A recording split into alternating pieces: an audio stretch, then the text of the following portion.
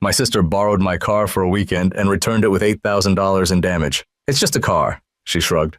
I said nothing, but that night I made one phone call. By morning, her perfect life had completely shattered. Original post posted by you, car guy. Liam, 1 month ago, I, 28M, am usually a pretty chill guy. Keep to myself, work my IT job, enjoy my weekends. I saved up for 2 years to buy my car. Nothing crazy flashy, but a nice sporty sedan, my pride and joy. I keep it immaculate. My sister, Olivia, 26F, is different. Lives life loud, very focused on appearances, thinks rules are flexible, especially for her. She's engaged to Marcus, 28M, a guy who seems okay, but mostly just goes along with whatever Olivia wants. They cultivate this image of a perfect, fun-loving couple online.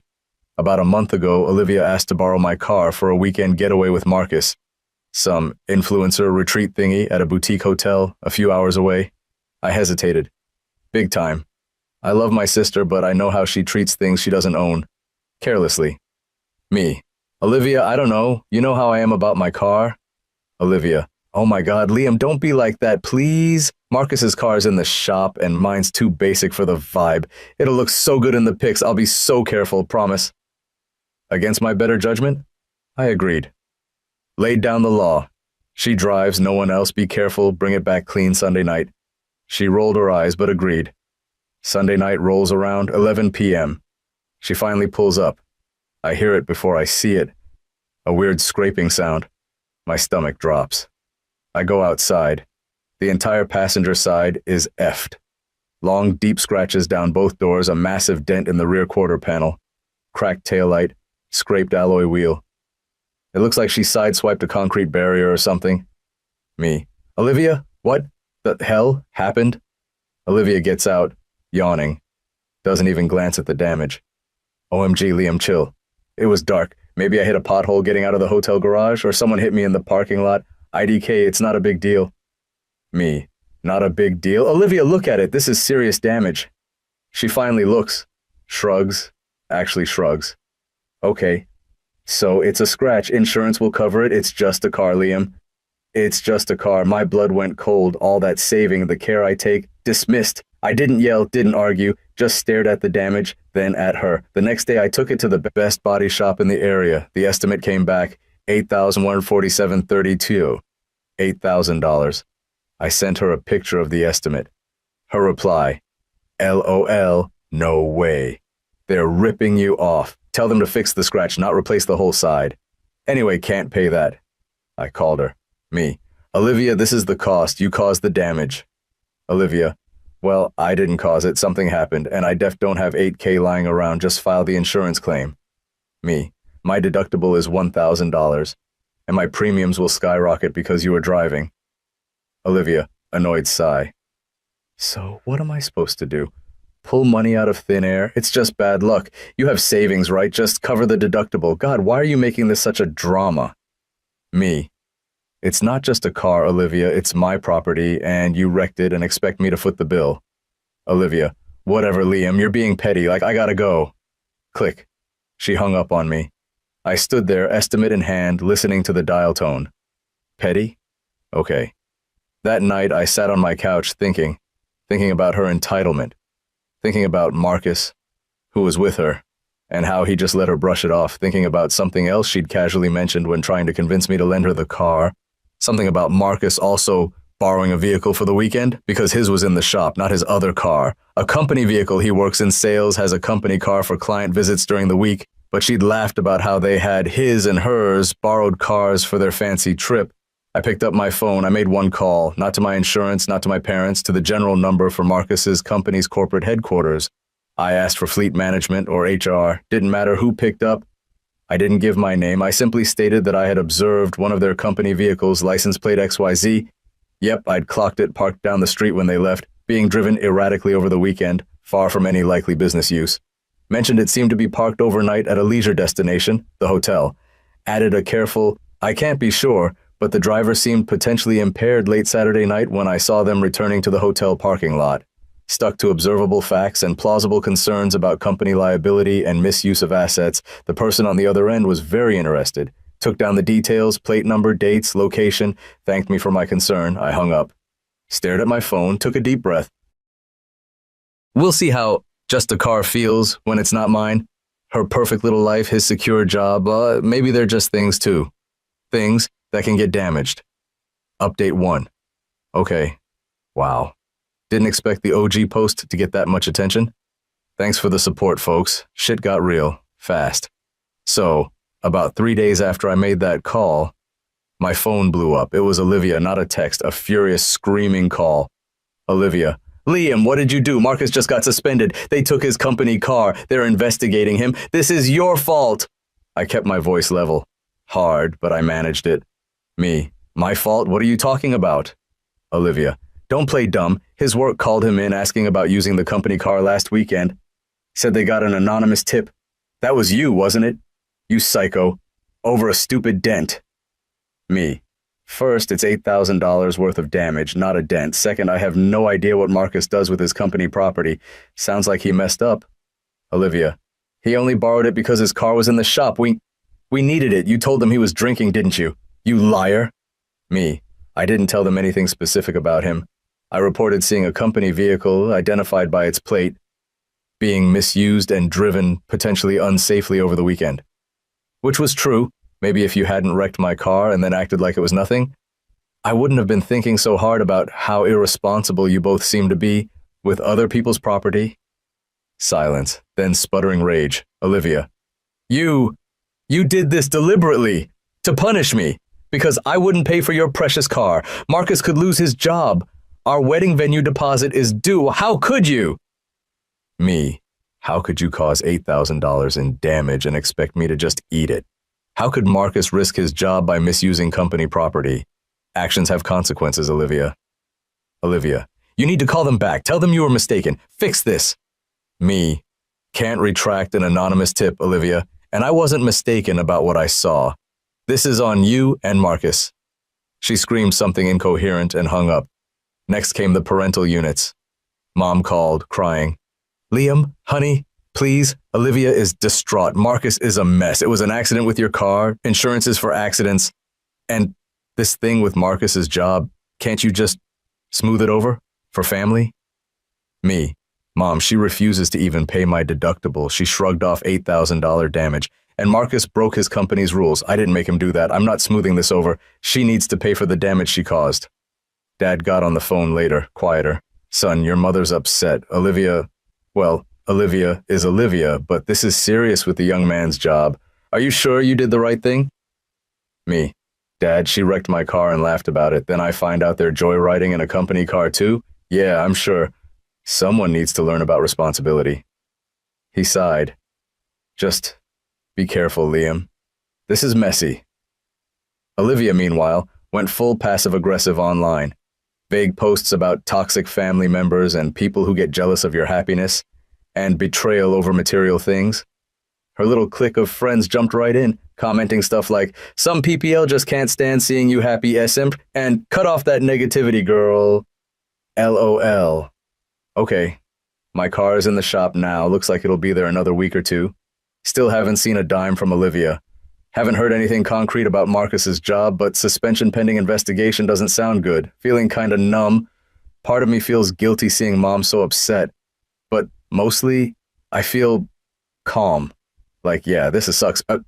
But she crossed a line, a big one. You don't destroy someone's property and then mock them for caring. Update 2. Well, the other shoe dropped. Hard. Marcus got fired. Apparently, the investigation didn't just confirm the unauthorized weekend use. Because the company was now looking closely, they found records showing he'd fudged mileage logs for months, expensed personal trips as business travel. The anonymous tip about the weekend getaway was just the thing that unraveled it all. He didn't just break the rules that weekend. He had a pattern. Bye-bye job, bye-bye company car, bye-bye steady income stream that funded their perfect life. Olivia went nuclear. First, the texts and calls. Vicious. Accusing me of ruining her life, being a jealous monster, deliberately sabotaging them. Said I'd pay for this. Then she showed up. Hammering on my apartment door Saturday morning. Marcus was with her, looking pale and pissed off. I opened the door maybe 6 inches. Olivia, pushing past me. You need to fix this, Liam, now! Me. There's nothing to fix, Olivia. Get out of my apartment. Marcus. Dude, seriously, seriously, over a car? They fired me because of your call. Me. They fired you because you misused company property and apparently lied on expense reports for months. My call just pointed them in the right direction. Did you think that wouldn't catch up to you eventually? Olivia. Tears? But angry tears. He made one mistake with the car. And a few tiny expense things. Everyone does that. You are trying to destroy us because you're miserable and alone and jealous of what we have. Me. What you had, Olivia. Built on carelessness and apparently deceit. And let's not forget, this started because you trashed my car and refused to take responsibility. You caused $8,000 in damage, treated me like dirt and expected zero consequences. Did you think I'd just roll over? Marcus actually tried to downplay the car thing again. Come on, man, $8K is what the shop quoted you and we could get it fixed cheaper. It wasn't that bad. I just stared at him. The audacity. Olivia started demanding money, not for the car, for them. Olivia. You owe us. You got Marcus fired. You need to help us.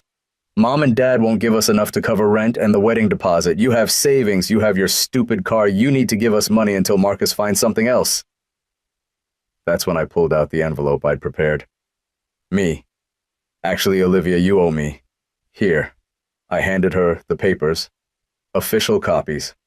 I'd filed in small claims court last week for the $8,147.32 plus filing fees. Her face went white, then red. She crumpled the papers. Olivia. You're suing me? Your own sister? Me. You damaged my property and refused to pay. This is the next logical step. Behave irresponsibly. Face the consequences. Marcus, you asshole, we'll fight this.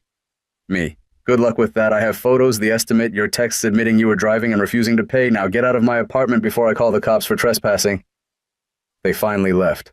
Olivia screaming threats and insults, Marcus dragging her away. Since then, it's been hell with some of the family. Mom is barely speaking to me, just texts short, guilt-trippy messages.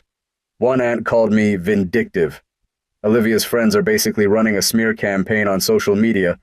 Luckily, my profile is private. They're trying to make me the villain because I checks notes, expected someone to pay for the damage they caused and reported illegal activity. Make it make sense. Dad called again, though. Heard you filed the lawsuit, he said.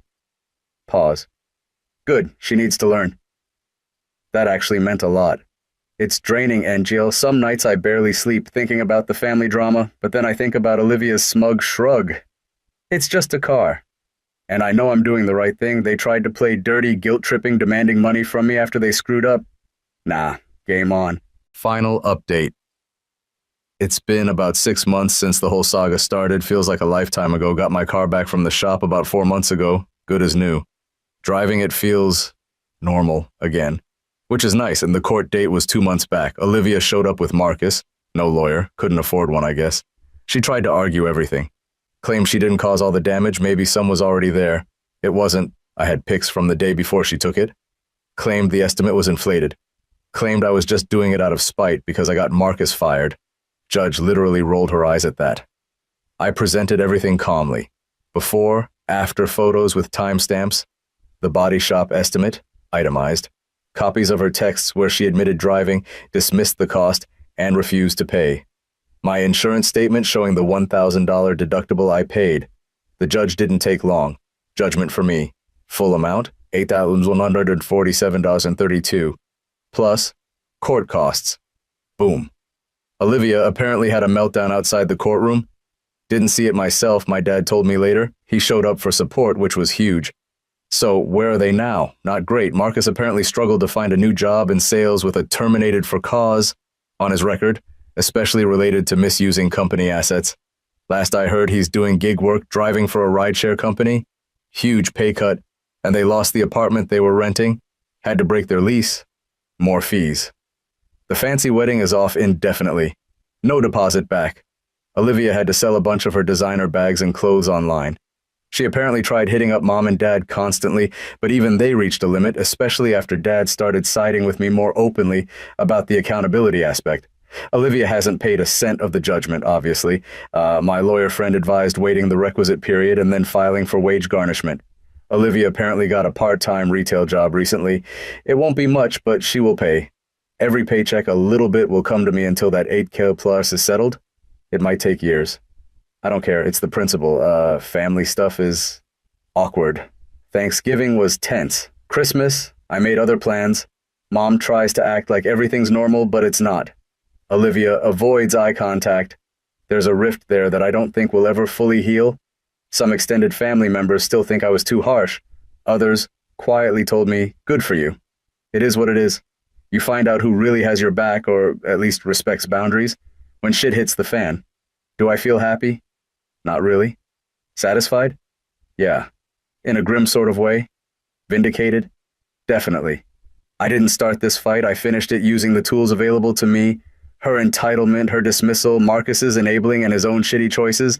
They crashed their own lives. I just didn't cushion the fall. I didn't let them walk away scot-free after treating me and my property like garbage. Someone in the comments on my first post said, entitled people rarely learn unless the consequences hit them directly and unavoidably. Seems about right. Olivia still hasn't apologized or acknowledged wrongdoing. According to Mom, she still blames me for ruining everything. Fine. Let her. Me. I'm moving on, focusing on work, planning a solo road trip in my beautifully repaired car, hanging out with friends who respect me. I learned a valuable, albeit painful, lesson about boundaries, family, and the quiet effectiveness of a single, well-placed phone call. You don't need to scream to be heard. Sometimes the system works exactly as intended. Her perfect life shattered because it was built on sand, mine's built on something a bit more solid, and my car, it's locked safely in my garage. No one's borrowing it anytime soon.